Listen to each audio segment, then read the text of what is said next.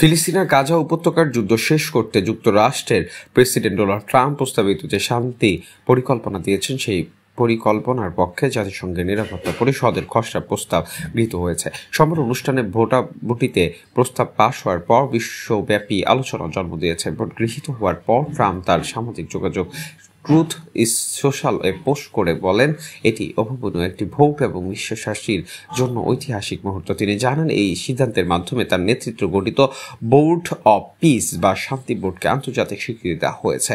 Trump দাবি করছেন বিশ্বের প্রভাবশালী নেতারা এতে যোগ দেবেন। খসড়া প্রস্তাবটি গৃহীত হওয়ার ফলে গাজা উপত্যকার নিরাপত্তা স্থিতিশীলের জন্য একটি আন্তর্জাতিক বাহিনী, ইন্টারন্যাশনাল স্টেবিলাইজেশন ফোর্স গঠনের অনুমোদন মিলেছে। ট্রাম্পের নিরাপত্তা পরিষদের স্থায়ী চীন, রাশিয়া, যুক্তরাষ্ট্র, ফ্রান্স সহ মোট 15 দেশকে ধন্যবাদ জানান। পাশাপাশি সদস্য না হয়ে সমর্থন দেওয়ার জন্য কাতার, মিশর, তুরস্ক, সৌদি আরব, জর্ডান সহ কয়েকটি দেশকে বিশেষভাবে ধন্যবাদ জানিয়েছেন।